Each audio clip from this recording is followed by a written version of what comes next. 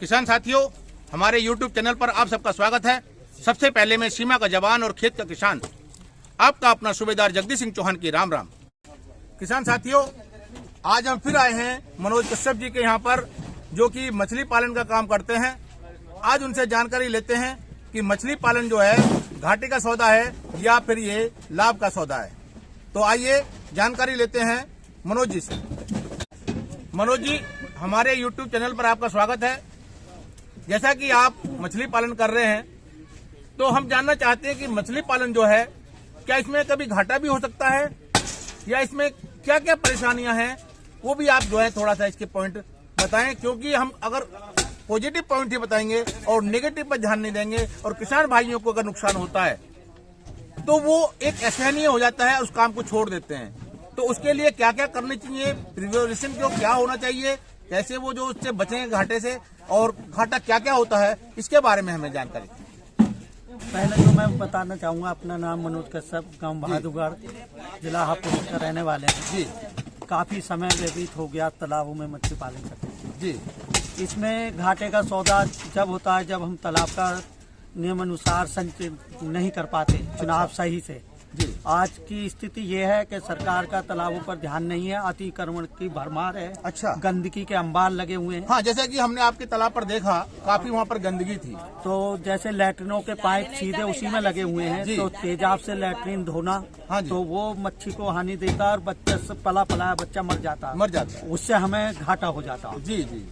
बिल्कुल अर्श से फर्श पे आ जाते हैं। अच्छा। हाँ, तो ज्यादातर तो तालाब अपने हो तो वो फायदे का सौदा है। फायदे का सौदा है। जो सरकारी तालाब हैं जी। ये घाटे के सौदे हैं। घाटे के सौदे। इसमें नसीबों का खेल है, जो जी। जीत होगा। मतलब इसमें आप सारा खर्चा भी करेंगे, लेकिन गंदगी के कारण जो है इसमें काफी नुकसान हो जाता है। अतिक्रमण, ओवरफ्लो, पानी की एक बाल्टी की जहाँ हमें जरूरत है, आजकल जी, लोगों ने 20 बाल्टी बहा देते हैं, उसमें हाँ जी। गंदगी का अंबार है।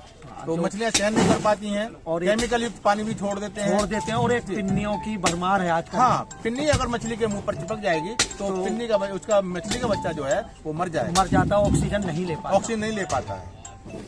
तो आप एक बार बताइए, जैसे कि आप बीज इसमें डालते हैं तो क्या उसमें भी जो कुछ हेरा फेरी हो जाती है? हाँ, हो जाती है। वो किस तरीके से होती है वो हमारे किसान भाइयों को ये बताएं, एक जीरो बच्चा आता है जो जीरो से शुरुआत होती है जी, तो उसमें मिलावट कर देते हैं, रहू की जगह कतला दे दिया। अच्छा। कतला की जगह नैन दे दिया, जिससे अच्छा। अधिकतर किसानों को जानकारी। जैसा कि आम के पौधे लेकर आते हैं चौसा, या हमने कुछ और लेना है, ये रामकेला लेना है, तो उसमें जो है वो लंगड़ा या सफेदा वगैरह लगा देते हैं। हाँ, तो इसी तरीके से चीटिंग इसमें भी होती है। इसी तो किसान भाई सोच समझ कर जो है जानकारी लेकर ही जो है, मतलब इसका जो है बीज लेकर आए। समय समय पे ट्रेनिंग लें जी। बिगड़ ट्रेनिंग के कुछ नहीं है। अच्छा। मैं लुधियाना रहा 8 दिन, सरकारी खर्चे पे सरकार अपना भेजती है। अच्छा। उसके बाद खिन्ना गया।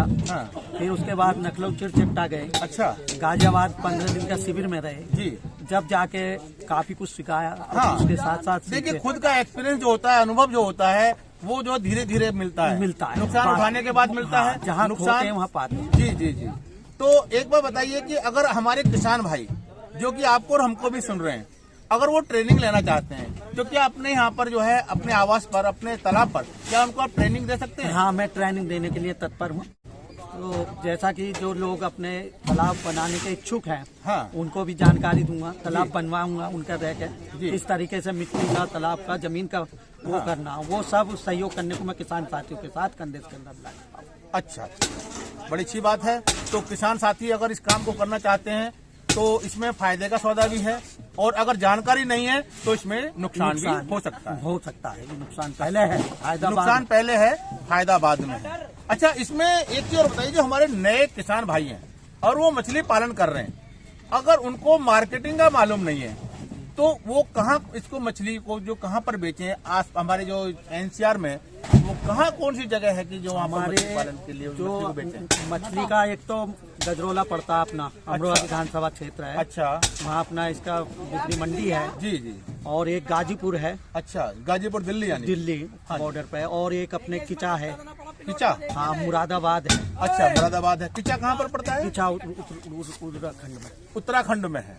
अच्छा अच्छा अच्छा। और मुरादाबाद? हाँ, तो ज्यादा दूर आपको नहीं जाना पड़ेगा। नहीं, अपने NCR में गाजीपुर है और गजरौला। अच्छा अच्छा अच्छा। हाँ, एनसीआर में सबसे बड़ा फायदा ये है कि हमारे आसपास मंडियां जो अच्छी हैं और ऑल इंडिया में जो बाहर जो करते हैं उनका जो है ट्रांसपोर्ट का खर्चा बढ़ जाता है। अधिकतर जो बड़ी मंडी है हमारे यहाँ गाजीपुर है, वहाँ काफी खपत है। तो जैसा कि ये आपकी मछलियां जा रही हैं, आप ये बताइए कि क्या मंडी वाले खुद ऑर्डर कर देते हैं कि भाई हमारे पास मछली ले आओ, कांटेक्ट करते हैं? हाँ, कांटेक्ट करते हैं कि आप रेट सही है, आप मच्छी पकड़ लो। हाँ, कभी ऐसा होता है जाड़े आ जाते हैं तो मच्छी मरने लगती है तालाब में। तो एक बात बताइए मनोज जी कि मछली जो है ये कितने दिन में तैयार हो जाती है बच्चा छोड़ने के बाद? बच्चा जो छोड़ते हैं तो 1 साल में हो जाते हैं 0। अच्छा। और अगर हम फिंगर साइज पालते हैं जी, जो 5 इंची 100 ग्राम 50 ग्राम, हाँ, तो उसकी की पैदावार हम 6 महीने में ले लें। तो मतलब कहने का कि 6 महीने में तैयार होती है मछली? हाँ जी, बेचने के लायक। बेचने का। तो हमने कितने ग्राम का बच्चा छोड़ा और कितने ग्राम की मछली आपने अब 6 महीने के बाद पकड़ी है? मैंने इसमें 100 ग्राम का बच्चा छोड़ा। अच्छा। 6 महीने के बाद आज मैं इसको आधी किलो 1 किलो की निकाला। आधी किलो 1 किलो की लगा। तो इसमें मनोज जी खर्चा क्या क्या आ जाता है? और आपका जो तालाब किस जो डालते हैं आप इनको चारा वगैरह या खर्चा? गांव के जो तालाब हैं उनमें चारे की जरूरत नहीं होती। अच्छा। कुदरती चारे गांव में भैंस रहती है, नालियों के द्वारा गोबर आ जाता है, उससे उसकी खुराक तैयार हो जाती है। अच्छा। जो हमारे निजी तालाब बनते हैं उन पर हमें खुराक की आवश्यकता होती है, खुराक देना पड़ता है। खुराक देना पड़ेगा। हाँ, जब ही हम उसमें सक्सेसफुल है मच्छी। तो इसमें कुछ बीमारियां भी होती हैं? हाँ, बीमारी आ जाती है। बीमारियों के लिए आप इसमें क्या दवाई लगाते हैं, क्या करते हैं? दवाई है, टॉक्सीमार है और अच्छा। किनकी है, जब जख्म हो जाते हैं हाँ, उसके हाँ। लिए है, काफी है, चूना भी लगाना पड़ता, तो फिटकरी भी। वो कैसे मालूम चलता है? वो अपने किनारे पे आने लगती है मच्छी। अच्छा, कभी कभी समय किनारे पे आने लगेंगे। हाँ। आप उसको उठा के उसको चेक करेंगे कि भाई इसमें कौन सी बीमारी लगी है और वो आप दवा लगा देते। और कभी कभी हम समय पे जाल फिटवा के हाँ, चेक कराते हैं। अच्छा, फिर उनको छोड़ देंगे। हाँ, उन्हें छोड़ देंगे कि कोई रोगी नहीं हाँ, तो नहीं हाँ, है। तो किसान या भाई जो क्या है ग्रोथ इसको कर रही है। जाल लगाकर जो है उसको चेक भी कर सकते हैं और फिर उनको वापस छोड़ देंगे। तो मनोज जी एक बात और बताइए, क्या इसमें कोई डॉक्टर वगैरह भी आके चेक करता है? हाँ, डॉक्टर लोग उसमें पानी का पीएच चेक करते हैं। अच्छा, तो इसका पीएच की बात की आपने, तो पीएच मान कितना होना चाहिए? इसका 7 होना चाहिए। 7 होना चाहिए। सरकार से, शासन से क्या कहना चाहेंगे? क्या आपकी उम्मीद है जो कि आपके यहाँ? शासन से एक ही चीज कहे जाएंगे, अपने कूड़ेदान होने चाहिए, तालाबों पे गंदगी नहीं होनी चाहिए, अतिक्रमण नहीं होना चाहिए। तालाबों का सौंदर्यीकरण के लिए जैसी बातें हो रही हैं, लेकिन यहाँ तो दुर्गंध बहुत ज्यादा और बहुत गंदगी फैला। सौंदर्यीकरण होता है लेकिन उनको ये द्वारा होता है जिन्हें तालाब के सौंदर्यीकरण की जानकारी ही नहीं होती। जी जी। लेबर करती है। नहीं, लेकिन गांव के प्रधान है, उनको जागरूक किया गया है, जगह जगह उनको ट्रेनिंग भी दी गई है और समझाया भी गया है। तो ग्राम सभा का जो प्रधान है उसको भी देखना चाहिए कि भाई मेरे तालाब है पास में, तो वो उसमें वहाँ गंदगी क्यों इतनी फैली हुई है, तो उसकी व्यवस्था उनको करनी चाहिए। नहीं, गांव के ग्रामीणों को अभी ये जानकारी ही नहीं है। हाँ। कि तालाब हमारा कितना फायदे का चीज है, वाटर लेवल हमारा सही रहता है। हाँ जी, हाँ जी। और अगर तालाब गांव के अंदर नहीं होंगे तो वाटर लेवल पानी को तरफ जाएंगे। बिल्कुल, जैसा कि आप महाराष्ट्र में देखते हैं, एमपी में देखते हैं, बहुत बड़ी बड़ी बावड़ी बनी हुई हैं और लेकिन उनके अंदर जो कोई पानी नहीं होता है। राजस्थान में सिर से पानी लेकर चलती हैं औरतें और इसी तरीके से बड़ी मुश्किल से मारामारी पानी के लिए होती है। अगर यही स्थिति रही तो हमारे इधर भी जो है जनपद में भी यही हालत हो जाएगी।